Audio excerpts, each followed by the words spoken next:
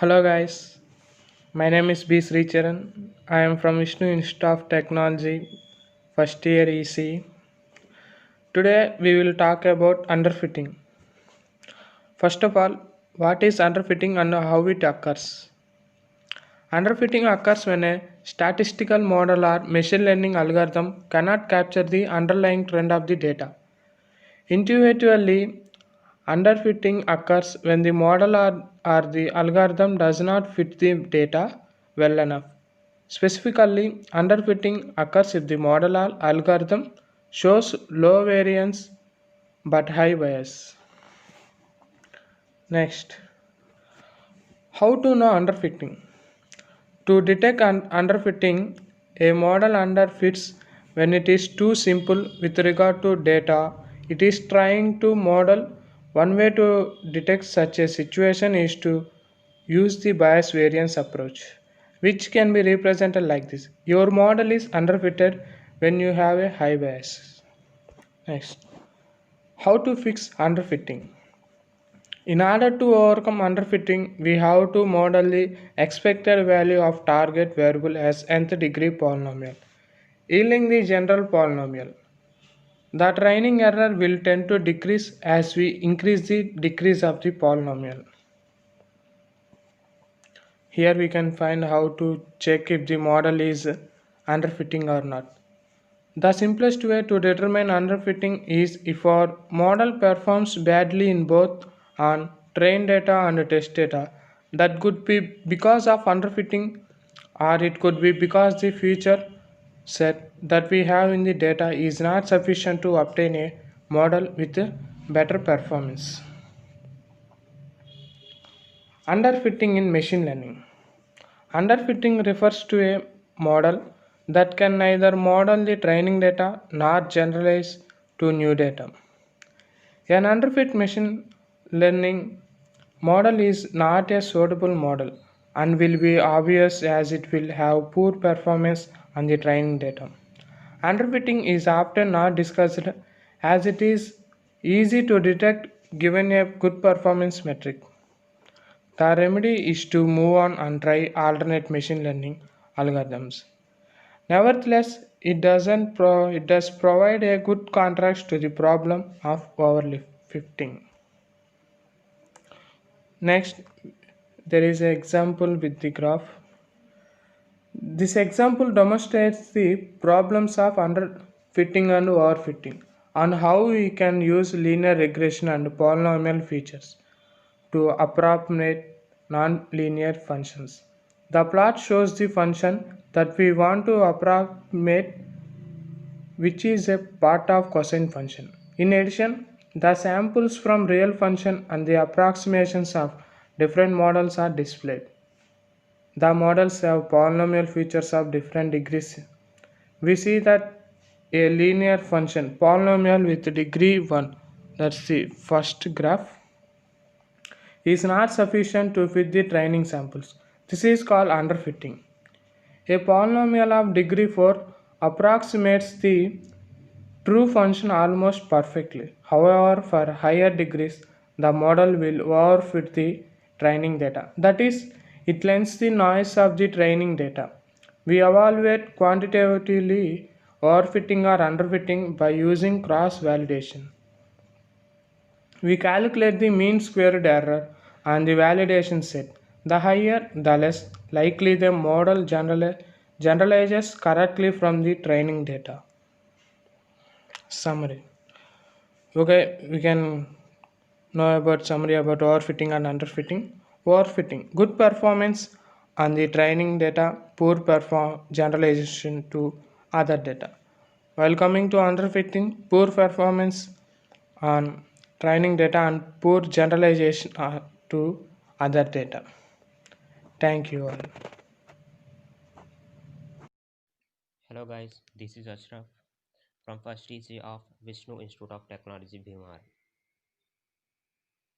Today I would like to talk about most interesting and easiest topic which is called overfitting. Let's talk about overfitting definition.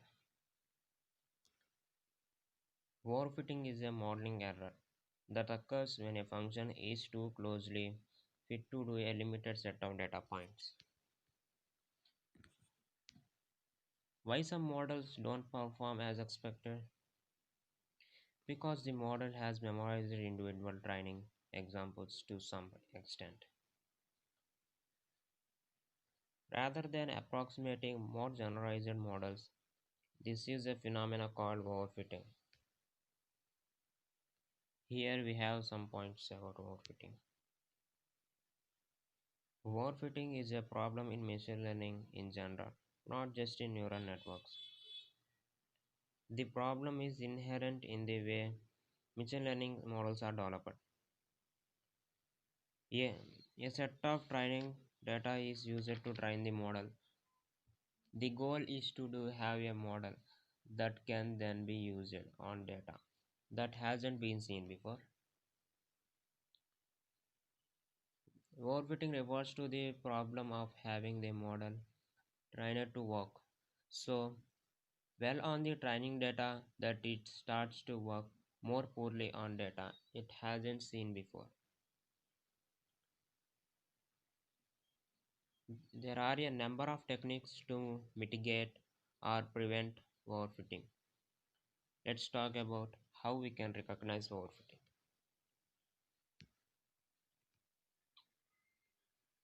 Overfitting can be recognized by comparing the accuracy the model achieves on training data compared with the accuracy achieved with the validation dataset. If the accuracy is higher for the training set, that suggests the model has been overfit to the training data. It's not a problem for a small amount of overfitting. Overfitting is useful when we are designing a deep neural network, which is called as DNN or artificial neural network ANN. We want to start by overfitting. That way we know our model is complex enough to solve the problem. From there we can implement solutions that reduce the overfitting. Overfitting a model is a condition where a statistical model begins to describe the random error in the data rather than the relationships between variables. This problem occurs when the model is too complex. What to do about overfitting? There are variety of ways to reduce overfitting. These should be applied to the training set but not to validation set. Some of these techniques are almost compulsory and are considered good practice from the get-go. Add more data, use data augmentation, etc. and some other. Here I mentioned some other points. You can read.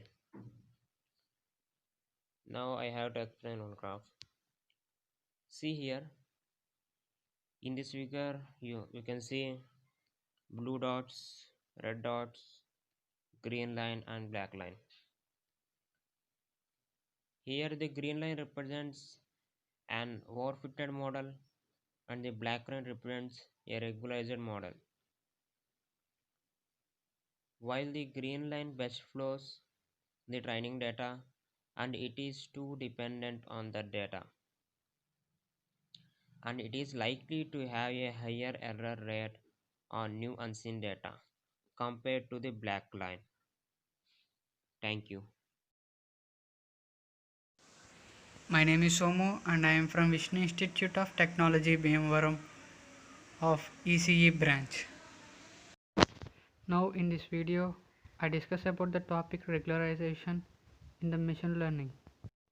In mathematics, statistics and computer science, particularly in machine learning and inverse problems, regularization is the process of adding information in order to solve an ill-posed problem or to prevent overfitting.